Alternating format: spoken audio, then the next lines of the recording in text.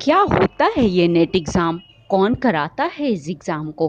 क्या होंगे इस एग्ज़ाम के फ़ायदे? कैसे पढ़ूँ? क्या पढ़ूँ? कैसे करूँ? नेशनल लेवल का एग्ज़ाम है, कैसे क्रैक होगा?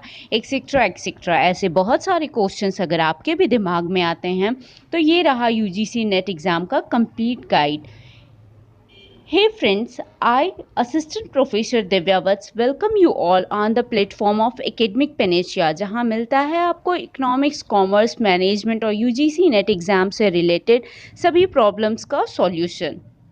So, please hit the like, subscribe and share button for more updates. So, let's begin. What is the UGC NET exam and its benefit? अगर हम बात करें एग्ज़ाम नेम की, तो ये जो एग्ज़ाम है ये यूजीसी नेट एग्ज़ाम जो कि NTA national testing agency conduct कराती है और यूजीसी यूनिवर्सिटी ग्रांट कमीशन इस एग्ज़ाम को कंडक्ट कराता है। ये एग्ज़ाम आपका बाई एनुअल यानी कि एक साल में आपके ये एग्ज़ाम 2 बार कंडक्ट कराए जाते हैं और एग्ज़ाम का जो लेवल होता है वो नेशनल लेवल का एग्ज़ाम है। दूसरी तरफ जो आपके सेट एग्ज़ाम्स होते हैं ये आपके स्टेट लेवल के होते हैं और ये नेट एग्ज़ाम आपका नेशनल एलिजिबिलिटी टेस्ट है, ये आपका नेशनल लेवल का एग्ज़ाम होता है। पहले ये एग्ज़ाम्स आपके ऑफलाइन होते थे, लेकिन जब से एनटीए इस एग्ज़ाम को कंडक्ट करा रहा है तब होल ओवर इंडिया ये एग्ज़ाम आपको ऑनलाइन ही मोड में होता है। अगर हम ऑफिशियल वेबसाइट की बात करें तो वो आपका गिवन है। एग्ज़ाम्स के बेनिफिट, अगर आप अपना करियर एकेडमिक्स में बनाना चाहते हैं, आप खुद को फ्यूचर प्रोफेसर अज्यूम कर रहे हो या आप फर्दर करियर अपना रिसर्च में बनाना चाहते हो, तो you have to qualify this exam.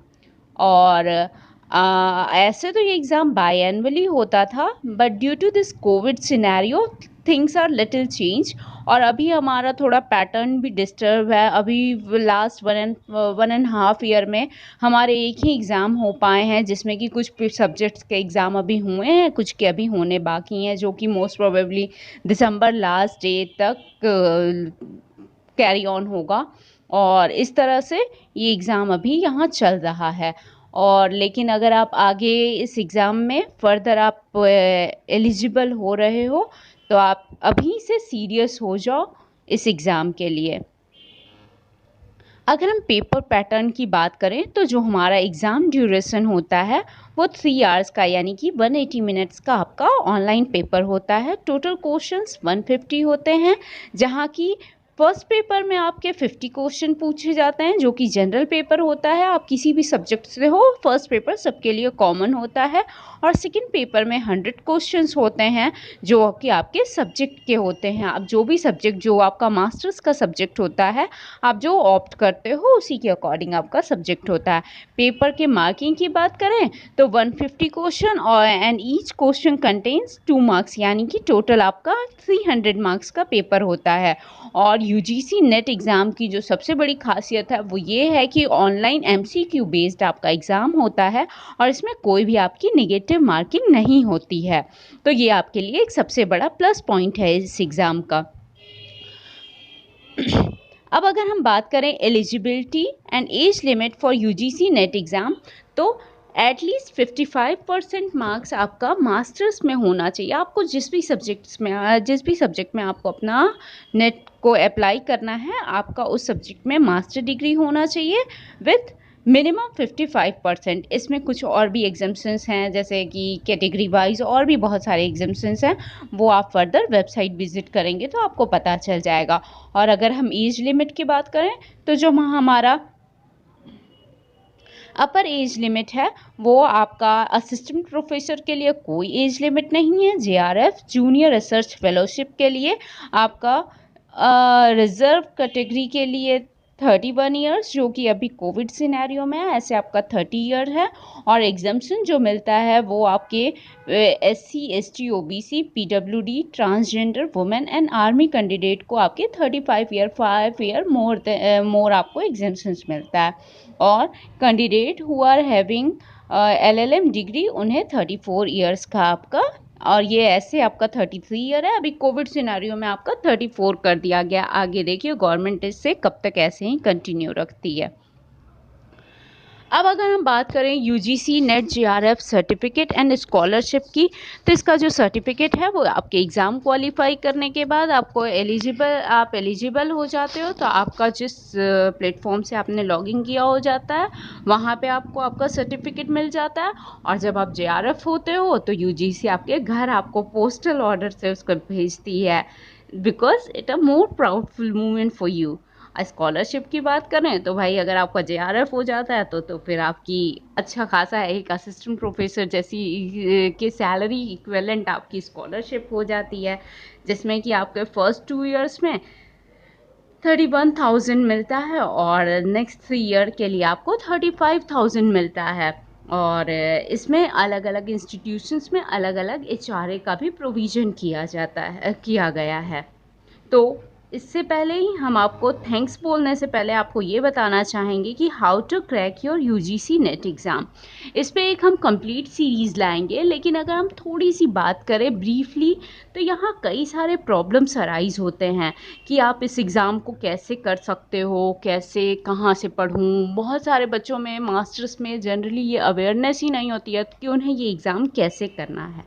तो यहाँ हम ब्रीफली एक टिप्स डिस्कस करेंगे, बाकी फर्दर मेरा नेक्स्ट वीडियो आएगा इसी पे कि how to crack UGC NET exam. लेकिन अगर हम ब्रीफली बात करें तो हम पाएंगे कि जो फर्स्ट पेपर होता है इसमें 10 डिफरेंट यूनिट्स होते हैं, जिसमें कि कुछ यूनिट से तो आप फेमिलियर होते हो और कुछ यूनिट्स आपके लिए बिल्कुल ही अनफेमिलियर, आप बिल्कुल ही अननोन हो जाते हो। जैसे कि आप मैनेजमेंट या कॉमर्स से हो तो आपके लिए कम्युनिकेशन का है, रिसर्च का है, आईसीटी की जो यूनिट्स हैं इससे आप फेमिलियर होते हो, ये आपने जनरली मास्टर्स में पढ़ा होता है। लेकिन जो आपका टीचिंग है या और इन्वायरमेंट है ये सब आपके लिए लिटिल अनफेमिलियर हो जाते हैं। और रही बात डीआई की, रीजनिंग मैथमेटिक्स की, या तो फिर आपके कुछ और ऐसे यूनिट्स जैसे कि रीडिंग कॉम्प्रिहेंशन है, तो ये आप बचपन से इससे आप थोड़े अवेयर होते हो। तो यहाँ कुछ इस तरह के आपके यूनिट्स होते हैं जिस पे कि आपको प्रॉपर मैं गाइडलाइन दूंगी कि आपको कैसे तैयारी करनी चाहिए। और अगर हम बात करें सेकंड पेपर की, तो आप किसी भी सब्जेक्ट से होते हो, सेकंड पेपर आपका टोटल जो भी आप मास्टर्स का सब्जेक्ट अपना फिलअप करते हो आपका उसी के अकॉर्डिंग वो एग्ज़ाम होता है। लेकिन बात करें कि अगर सेकंड पेपर तो बहुत इजी होगा, तो ऐसा कुछ नहीं है। नेट का जो एनटीए कंडक्ट कराती है, तो आपको पता होगा कि एनटीए का लेवल थोड़ा हाई हो गया है। पहले जो नेट का पुराना लोग ऐसा कहते थे प्रीवियस ईयर पेपर्स कर लो आपका नेट हो जाएगा, अब थोड़ा ट्रेंड आपका चेंज हो गया है। ट्रेंड जब से ये ऑनलाइन एग्ज़ाम्स होने लगे हैं, आपका थोड़ा बियॉन्ड द बुकिश नॉलेज आपका हो गया है। Things are little technical and not conceptual based only. आपका जो पेपर है वो टोटली कॉन्सेप्ट बेस्ड नहीं है, डायरेक्ट क्वेश्चन सब बहुत कम आते हैं। आपको टोटली एनालिटिकल होके थोड़ा कॉन्सेप्चुअल क्लैरिटी के साथ अपनी तैयारी करनी होगी। अगर आपको ऐसी तैयारी चाहिए तो आप जुड़े रहिए हमारे चैनल के साथ, आपको और भी फर्दर कई सारी वीडियोस प्रोवाइड की जाएंगी। अब बात आती है कि कैसे करूं, मेरा तो गैप हो गया है, चीज़ें थोड़ी ब्लर हो गई हैं, चीज़ें भूल गई हैं। तो मास्टर्स में ये थोड़ा प्रॉब्लम होता है। मास्टर्स के बाद आपको करियर को लेके एक चैलेंज हो जाता है कि कैसे करूं, क्या करूं। फीमेल्स के साथ अलग प्रॉब्लम होती है, मेल कैंडिडेट हैं तो उनके साथ अलग प्रॉब्लम होती है। कुछ बच्चे तो ऐसे होते हैं जिनका मास्टर्स में उनका विजन क्लियर है, वो इमीडिएटली वहाँ से ही during their masters they are preparing for the exam and they qualify in appearing case or recently after the completion of your master degree। लेकिन कुछ बच्चे ऐसे होते हैं जिन्हें इस एग्ज़ाम के बारे में अवेयरनेस नहीं होती है, उनका थोड़ा गैप हो जाता है। जनरली मैं बात करूं कि MBA की, तो MBA we all know that MBA is a professional course and students are more focused about the campus placement। उन्हें कैंपस प्लेसमेंट का होता है कि मिल जाए कैंपस, हमें अच्छा पैकेज मिल जाए।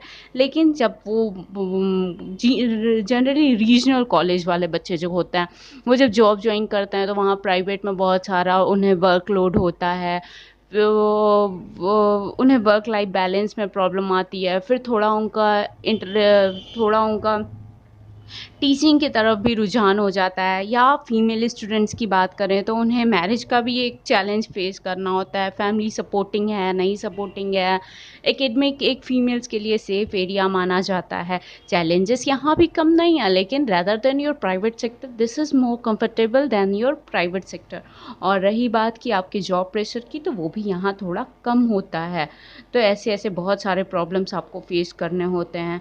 और जब आप एकेडमिक फील्ड में आने की सोचते हो तो आपको, या रिसर्च में जाने की सोचते हो तो आपको ये एग्ज़ाम क्वालिफाई करना ज़रूरी हो जाता है। तो ऐसे केस में आपको फिर बिल्कुल बेसिक से ज़ीरो लेवल से तैयारी शुरू करनी होती है। और ऐसे में आपको अगर तैयारी करना है तो आप हमारे चैनल के साथ बने रहिए, आपको पूरा गाइडलाइन दिया जाएगा। और अगर आपकी कोई भी प्री पोस्ट और ड्यूरिंग योर एमबीए या ड्यूरिंग योर एनी मास्टर्स आपकी कोई भी प्रॉब्लम है तो आप प्लीज़ कमेंट बॉक्स में अपने प्रॉब्लम को शेयर कीजिए। मैं उस प्रॉब्लम का ज़रूर आपको अपने एक्सपीरियंस या अपनी लर्निंग से, अपने मिस्टेक से, जो भी मैंने लर्न किया है अपने इस टीचिंग एक्सपीरियंस में, वो प्रॉब्लम मैं आपको बेस्ट ऑफ माय नॉलेज में आपको पूरा हेल्प करूंगी और आपके प्रॉब्लम का पूरा सपोर्ट और आपको प्रॉपर गाइडेंस जो भी मेरे अकॉर्डिंग बेस्ट होगा वो मैं आपको प्रोवाइड करने की कोशिश करूंगी। और अब बात आती है, थोड़ा कोविड में भी चीज़ें चेंज हुई हैं, प्राइवेट सेक्टर में आपके थोड़े और प्रॉब्लम हो रहे हैं। तो अगर आप टोटली आप माइंडसेट अपना क्लियर कर लिए हो कि आपको एकेडमिक्स में आना है, तो बस अब आप लग जाओ। और जून 2022 का आपको नेट जेआरएफ जो भी आपको क्वालिफाई करना है, अगर आप नेट हो तो जेआरएफ के लिए, और अगर आप फ्रेशर हो या अपना आप स्ट्रीम चेंज कर रहे हो तो बिल्कुल बस नेट के लिए आपको एकदम डिटरमाइंड हो जाना है, डेडिकेटेड फुल्ली अपना माइंडसेट बना लीजिए। नेक्स्ट जो हम आपको ले आएंगे वीडियो वो इसी पे है कि कैसी आपकी स्ट्रेटेजी होगी if you are at zero level. और इसके साथ ही अगर आपको कंप्लीट सॉल्यूशन चाहिए, बिल्कुल आपको बेसिक से कोई भी तैयारी वो यहाँ पे आपको आपको सारी तैयारी कराई जाएगी। Okay, so stay connected with this academic panacea. Thanks for watching and don't forget to like, subscribe and share.